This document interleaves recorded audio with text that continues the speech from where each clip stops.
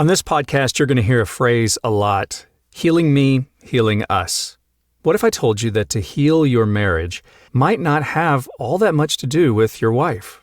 Welcome to the Secure Husband Podcast. I'm Bruce Abbott, certified professional coach, securehusband.com. The Secure Husband process, it's powerful for healing wounds like this because what happens is it teaches you to connect with your inner child. Now, before you start going, oh man, come on, Bruce, don't go all woo-woo, voodoo, psychology on me. The thing that's happening is you have this abandoning of yourself. And what you need is to be able to step into self-love rather than seeking external validation. So maybe in your situation, your wife, maybe she's passive-aggressive. Maybe she withdraws. Maybe she argues a lot. Maybe there's a lot of secret contempt or resentment. And what happens is those trigger deep childhood wounds of rejection, unworthiness, insecurity, things that probably started from when you were 4 and 5 years old. And so healing involves this shift from trying to get her to change to fully showing up for yourself. Now, here's how this happens. First of all, you have to be aware of this pain. You have to be aware of this inner child experience. And again, understanding that your wife's behavior, it's triggering old wounds rather than creating them. So what you have to do is you end up having to sit with these emotions, sitting with rejection and hurt and fear and unworthiness. And that's not an easy thing to do. And as you sit with these emotions, just ask yourself, okay, where have I felt this before? And it may be past experiences. It could be parental instability. It could be, tumultuous childhood. It could even be your relationship with girls. Maybe when you were younger, you liked girls, they didn't like you back. So all of these things become triggering for these past events. And then what you do is you actually start to identify where these false beliefs that you formed as a child come in. Because as kids, we don't understand the big, scary emotions, so we try to make meaning out of this pain.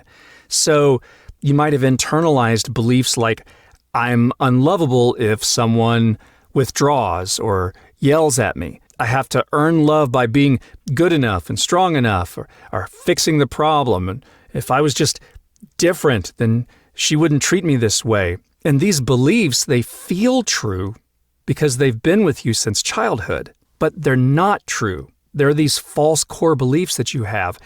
And the thing is your worth does not depend on how someone treats you. And that's very important. So how do you overcome this? It's a lot of internal work. It's a lot of inner child work. One thing that we do is we do a lot of visualizing of your younger self, that boy that felt unworthy and rejected, and just speak to him with compassion and love. I see you. I know this hurts. You didn't deserve this then. You don't deserve it now. I've got you, little guy. I've got you. And as you show yourself compassion, those are those moments that you didn't get as a child, and you're giving them to you now as an older adult. And then you stop and you listen to what your inner child has to say. Let him express his fears to you. Let him give you feedback.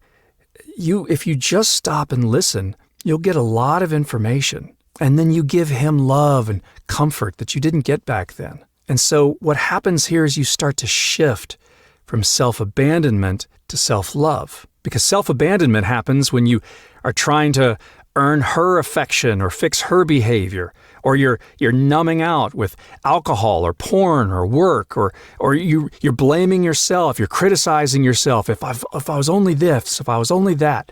And instead, you practice self-love. And this is where you start to meet your own needs. This is where you start to find out what makes you feel loved. And you start doing that for yourself. And by doing that, that strengthens your masculine energy. See, it's not about control.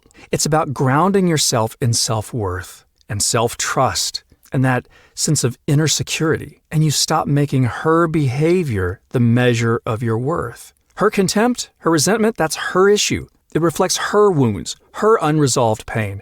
It does not define you. And then from there, once you've deeply connected with yourself, then you can finally decide, what is the next loving thing I can do? Taking action. Do you want to communicate differently? Communicate not from a place of neediness, but self-respect? Do you want to set firmer boundaries? You deserve affection and connection in a relationship. Do you need to detach emotionally from her behavior? Now, this is not withdrawing. It's just you're no longer letting her behavior define your happiness. And that's how you start to align with your true self. And that way, when you heal, you shift from how do I get her to change to how do I show up for myself? And that's where you become the secure husband. You become secure with yourself. And that changes how you show up in your marriage. And if she remains stuck in her wounds, well, then you'll have the clarity to decide what's best for you. I mean, your pain is real, but so is your healing. The fact that you're aware of these patterns and you're starting to see them means you're already on the path to becoming the secure husband.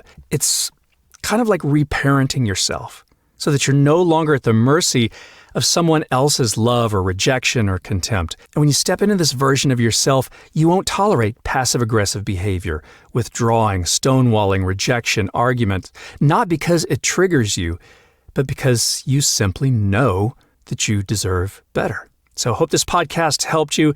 Hey, hit that subscribe button for more episodes, and we'll see you next time on The Secure Husband.